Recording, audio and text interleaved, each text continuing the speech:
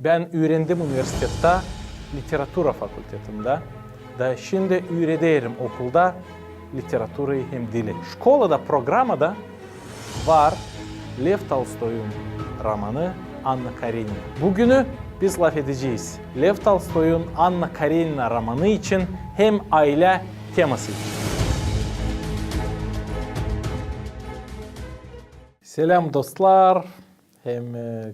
Hepsi kim seyreder bizim İçoban kanalının videolarını. Biz ilerleriz bizim seri videolarla aile temasına. Bugünü biz laf edeceğiz sizinle Lev Tolstoy'un romanı için Anna Karenina hem aile teması için. Siz bilirsiniz mi? Hani Lev Tolstoy okuyardı Biblia'yı hem pek inanardı Allah'a. Da onun hepsi romanlarında var aile teması. Zira yaşamak ailesiz olmaz. Meraklı hani yazarak 19. asırın bitkisinde Anna Karenina romanını Tolstoy başlar bu romanı bu laflarla. Hani hepsi mutlu aileler, mutlu bir türlü ama mutsuz aileler, mutsuz türlü.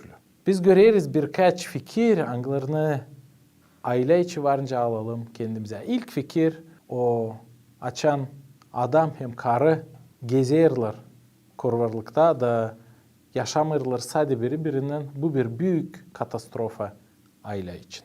Biz görüyoruz hani bu problema peydalandı Oblonskilerin ailesinde, Vronski'nin ailesinde, hem Kareninların ailesinde.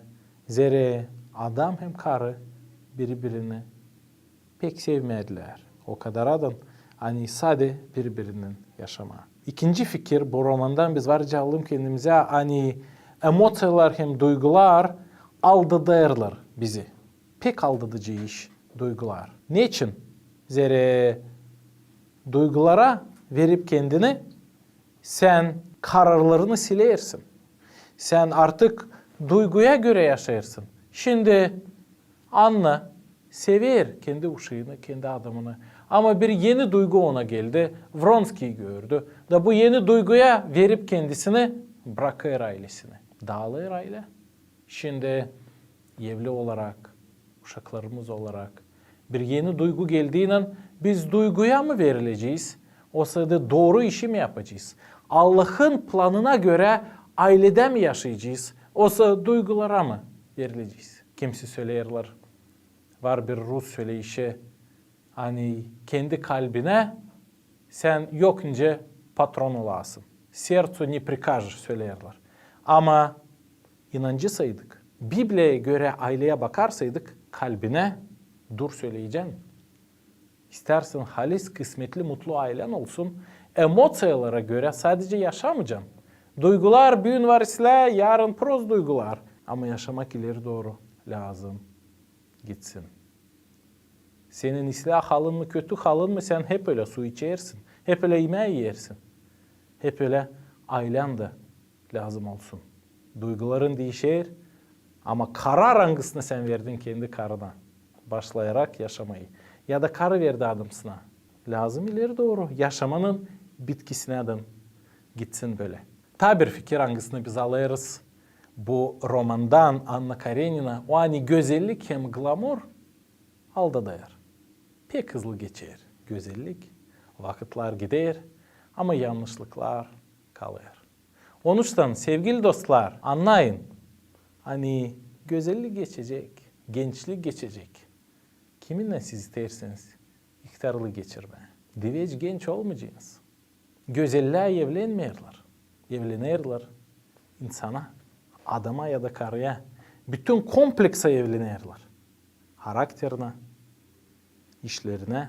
Hem bitki fikir hangisini benzer söyleyeceğim. Lev Tolstoy'un romanından Anna Karenina'dan. O Levin'in ailesi, Levin hem Kitty onların ailesi hem mutlu bu romanda. Öbür aileler hepsi, Oblonskilerin, Vronskilerin hem başkası hepsi mutsuz. Bilirsiniz ne için? Zira sadece Levin hem Kitty halis inanırlar Allah'a. Tolstoy gösterdi hani Levin sever okumayı Biblia'yı. Dua eder Allah'a. ister kendi ailesini yapma, nice Allah öğretir. Onlarda var çok güzel uşak. O işler çok. O köy hangisinde o işler, o insanlar pek mutlu. Zere var moral prensipleri, zere var inan bu insanda. Zere var inan bu ailede. Şimdi pahalı dostlar, pahalı insanlar kimde var, ailelerde kim? Bugünü durgundu da seyreder bu videoyu. İsterseniz aileniz olsun Allah'ın lafına göre. Kaliz mutlu aileniz olsun. İnanın Allah'a. Yalvarın Hristos versin size bu mutluluğu. Hani Hristos versin size bu sevgiyi. Siz duyguya göre yaşamayınız. Güzelliğe göre yaşamayınız. Glamuru bir tarafa bırakın. Bu işler gelir gider. Ama yaşayın Allah'ın lafına göre. Pal dostlar, siz beğendiyseniz bu videoyu İçoban kanalında koyun like, yapın repost. Daha çok insan görebilsin bu videoyu.